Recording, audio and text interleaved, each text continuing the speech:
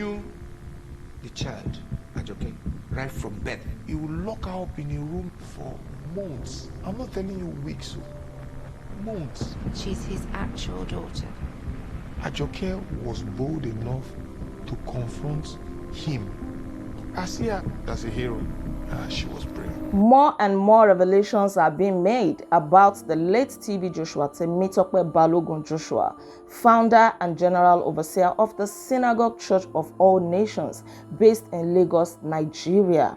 His former disciples have come out to tell their horror stories and the torture that they went through in the hands of this popular prophet and televangelist. In this video, I want to talk about TB Joshua's love child, who also happens to be his biggest threat and a whistleblower as well. Hi guys, you are most welcome to my channel. Thank you so much for tuning in. I am Olaide Agbaje, and on this channel I share life stories and life experiences from which we can draw life lessons in order to live our lives intentionally. I believe so much in living our lives intentionally. So guys, in this video I want to talk about Ajoke. Ajoke is the love child of TB Joshua, who was born to him by another woman outside wedlock. So Ajoke was actually born to him by another woman, and so she happened to be his biggest threat because he wanted to keep her a secret, but that did not work out. Ajoke grew up in the synagogue church, and the disciples have come out to say that Ajoke is actually TB Joshua's biological daughter. And because Ajoke was like a pain in the neck for TB Joshua, he made all these disciples. By the way, this discipleship thing has been described as a cult, and the disciples have come out to say that they were actually slaves of TB Joshua. So he made all these disciples to believe that Ajoke had an evil spirit and that she needed to be tortured and dealt with. So he commanded them that they were free to slap her, to hit her, to torture her as they liked, which they all did as well. Although these disciples have come out to say that they regretted their actions, they feel so ashamed that they couldn't help her. Instead, they were enablers to all of these atrocities. So Ajoke went through a lot of torture in the hands of somebody that was actually her biological father. Ajoke said she would often look in the mirror and question if she was actually his daughter. I stared myself in the mirror a lot of times, so maybe I do look like him. But if you look at her very well, you would see that she's got a kind of resemblance to TB Joshua. She had no identity. Ajoke has described all the things that she went through in the synagogue church in the hands of other disciples and her father.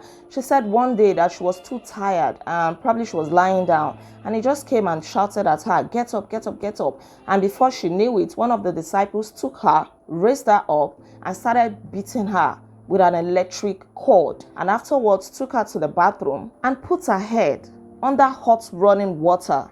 She was screaming at the top of her voice. She was in so much pain. She was there for a long time without anybody helping her. There was a particular time that I was very tired. So he started shouting at her to get up, to get up, to get up. And there was another disciple there who basically took her and took her to the shower and whipped her with an electrical cord and then turned the hot water on. Put my head right under hot water. I was screaming at the top of my voice. I just let the water run. But then Ajoke knew what other disciples did not know. Just like one of the white ladies said, she said, and I quote, "This child could see what we couldn't see, and she wouldn't yield to all his lies. She was punished for it."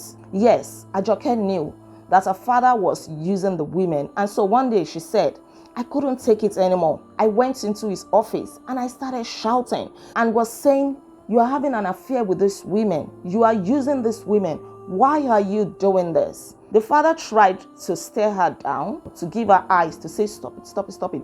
But she wasn't looking at his eyes. She kept on shouting, and immediately he started hitting her. He started beating her, and other people joined in. He was the first person that started hitting her, then other people joined.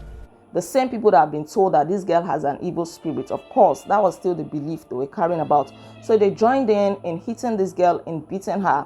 One of the male disciples said that anytime TB Joshua was angry, he could kill for it.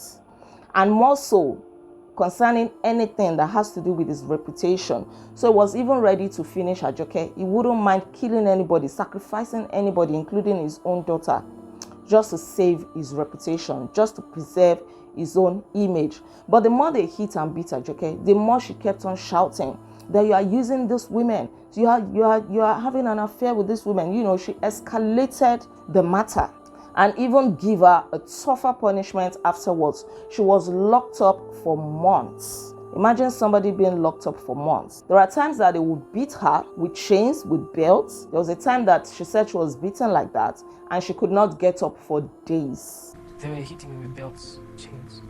I couldn't even stand up for days after this beating. I couldn't take a shower. That must have been a great torture for anybody to go through.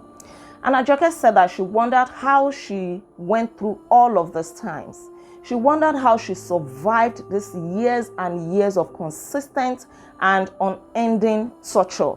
In fact, it got to a point, TB Joshua told one of the disciples to escort her outside the church gate. So the person escorted her, left her there, and Ajoke became homeless. She became like a beggar on the street of Lagos. We all know how hard it is to survive in Lagos, not to now talk of surviving as a homeless person in Lagos. This is the same Ajoke whose father was a multi-millionaire, whose father would give foods to people, would give different items to the needy. This is the same man that would pay people's school fees, that would pay people's hospital bills. Yet his own daughter, he was okay with his own daughter being homeless and beggarly on the streets of Lagos. All because he did not even want to know that the daughter existed. He did not want to hear from her. As far as he was concerned, she was good riddance to bad rubbish. Well, in the conclusion of that interview, this girl said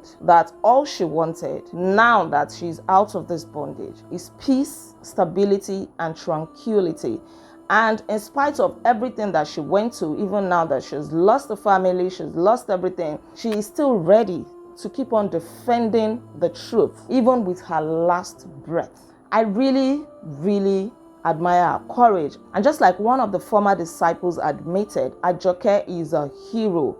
She is brave. She is courageous, because I can imagine that she was the one that blew the whistle that led to some of these investigations that was being made by the BBC. So kudos to Ajoke. I really wish that she's going to heal from all the trauma and the torture that she went through. But before you go, I have a message for you.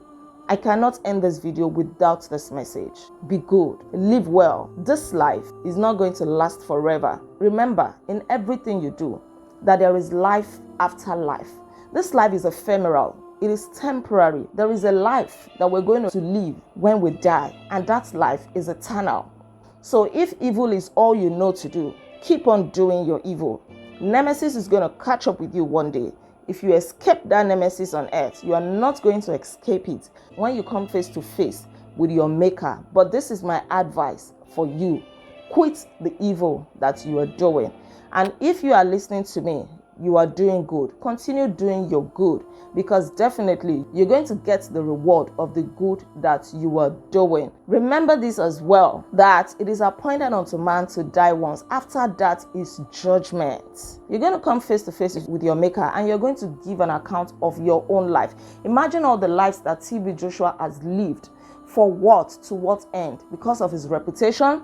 They described him as somebody who could sacrifice anybody just to keep his reputation. Where is that reputation today? If all of these allegations are proven, are found eventually to be true, it is left to him and his maker. It will definitely not go unpunished. Fine, he is late now.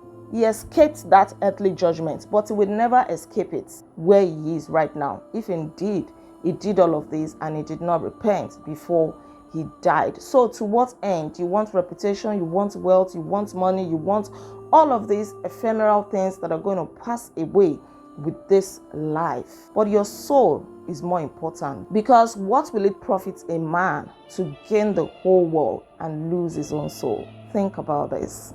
Thank you so much, guys, for watching my video. Thank you for staying tuned. Kindly like this video. Please do like this video and drop your comments. What do you think about all of these things? And feel free to share this video if you want to share this video. Kindly subscribe if you are yet to subscribe to my channel. I'll come your way again, God willing. Until then, be intentional.